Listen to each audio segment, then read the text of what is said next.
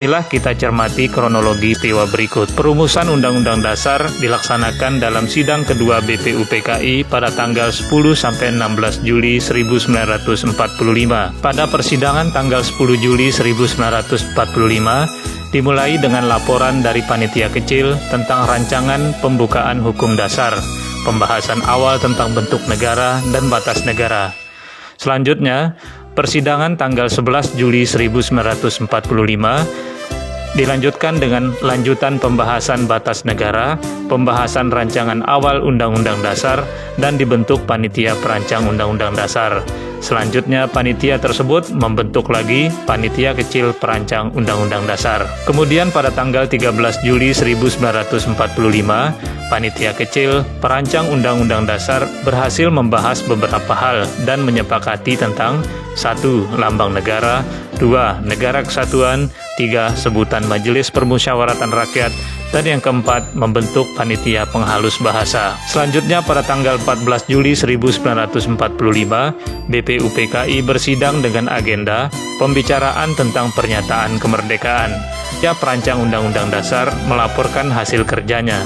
Ada 3 masalah pokok dalam laporan tersebut, yaitu: pertama, pernyataan Indonesia Merdeka; kedua, pembukaan Undang-Undang Dasar; dan yang ketiga, batang tubuh Undang-Undang Dasar yang berisi 42 pasal, termasuk 5 pasal aturan peralihan dengan keadaan perang dan 1 pasal aturan tambahan. Pada persidangan tanggal 15 Juli 1945 dilanjutkan dengan acara pembahasan rancangan Undang-Undang Dasar.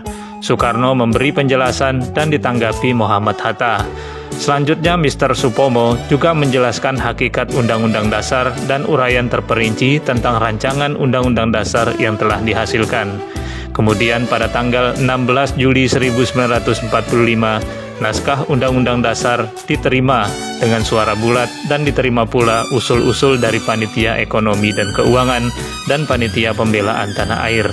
Dengan rangkaian kegiatan tersebut, maka selesailah tugas BPUPKI dalam merumuskan rancangan Undang-Undang Dasar.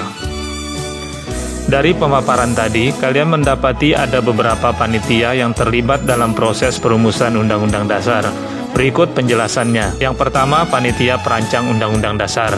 Panitia ini diketuai Insinyur Soekarno dengan 19 orang anggota. Tugasnya adalah merancang Undang-Undang Dasar. Kemudian, panitia kecil perancang Undang-Undang Dasar. Panitia ini diketuai Mr. Supomo dengan 7 orang anggota. Panitia ini secara khusus bertugas merancang isi Undang-Undang Dasar yang meliputi pasal-pasal.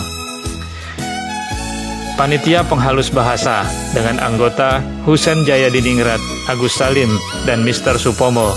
Tugasnya menyempurnakan bahasa dan susunan kalimat dalam rancangan Undang-Undang Dasar. Kemudian panitia pembelaan tanah air yang diketuai Raden Abikusno Cokrosuyoso dengan 22 orang anggota. Panitia ini bertugas merumuskan pasal-pasal Undang-Undang Dasar yang berhubungan dengan pembelaan tanah air, misalnya pembelaan negara dan pertahanan dan keamanan negara. Selanjutnya, panitia ekonomi dan keuangan. Dr. Andos Muhammad Hatta menjadi ketua panitia ini. Anggotanya sebanyak 22 orang. Tugasnya adalah merumuskan ketentuan pasal-pasal Undang-Undang Dasar tentang dasar-dasar perekonomian dan keuangan Indonesia. Sekarang kita bahas hubungan antar panitia tersebut. Pertama, hubungan panitia perancang Undang-Undang Dasar dengan panitia kecil perancang Undang-Undang Dasar. Untuk merancang isi Undang-Undang Dasar, panitia perancang Undang-Undang Dasar membentuk panitia kecil perancang Undang-Undang Dasar, sehingga dapat dijelaskan bahwa panitia kecil merupakan bagian dari panitia perancang Undang-Undang Dasar untuk melaksanakan tugas khusus, yaitu mempersiapkan pasal-pasal sebagai isi dari Undang-Undang